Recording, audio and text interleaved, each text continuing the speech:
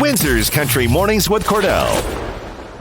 Windsors Country Mornings. Hi there, it's Cordell, and with me in our studios right now, one of my favorite country stars to talk to because he's just always full of energy, and you're like the definition of pep. Pep should be. Does anybody say pep anymore? They should. I haven't heard anybody call me Peppy in a minute. So Cordeezy, I'll take it, man. Jojo Mason in our studios here this morning. It's always a treat. Good to see you, buddy. Man, it's been too long. It's been too long since I had that hug. It's nice to see you, my boy. I feel like the last time we talked, I think you were you on the holiday train the last time we talked? I was. Yeah. I was. And I think it was rad. Yeah, you were coming to town. I think Lindsay L was with you. That's right. That's right. And I talked to you, and I thought maybe I could also sneak a Lindsay L in there too, but you were like, no, she's busy.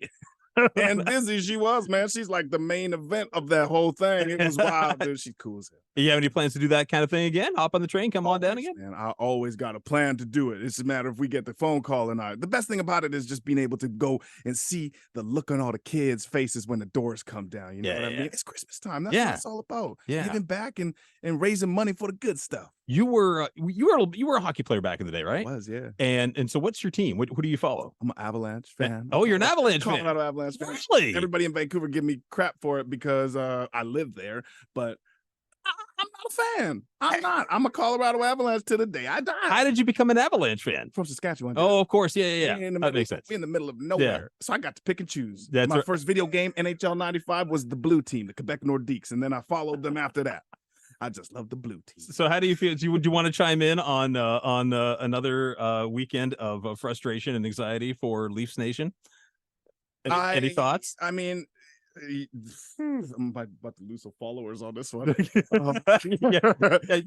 a line. You can ride the line. Yeah, let's ride that line.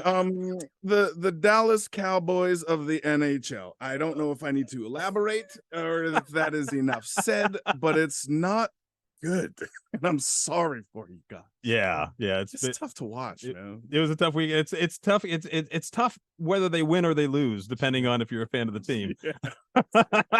It's just winning is for fans who hate the Leafs. It's also frustrating when they win. So anyway, hey man, they had a good run up until the playoffs, as always. But maybe I heard somebody calling out Austin Matthews about taking too much money. That's why they can't win the championship. Oh, you hear that always comes into play. Money always comes into play when things aren't going well, and then when the team's winning, it's like, oh, nope, not my money. I don't care. We should have spent more. That's exactly it. That's exactly. What have you been up to since the last time? Man, I have been living in studio in the last couple of months, and I've been living that dad life, man. I've been living that dad life. How old is the little one now? Because we've talked to you just before. Yeah, the little one came, and then and afterwards, and I know that you were getting a recliner or some sort. Yeah, I'm gonna get a king's chair. Right. Did you get that recliner? No, I didn't get no king's chair, man. I had to buy diapers instead. Everything changes, right? Once that little boy came, man, it's been a wild ride. He's almost 2. He's almost awesome. 2. He's my best friend in the entire world. Man, he's so cool.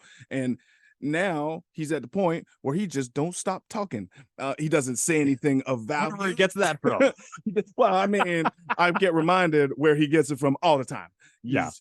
I get it. I get this all the time, Courtney. He's definitely your son.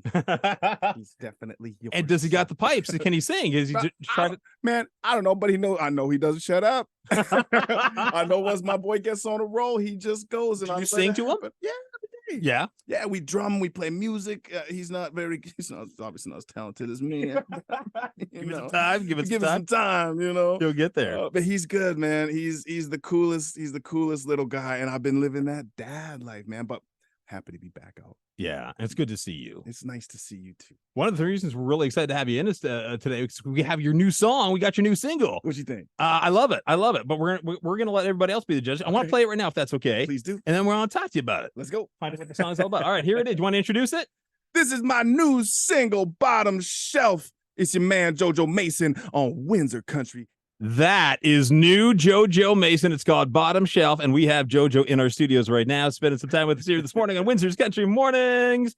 What a that's a great song, man. Thank you, brother. And like the last single that was produced by the same dude who happens to be sitting next to you today. Yeah.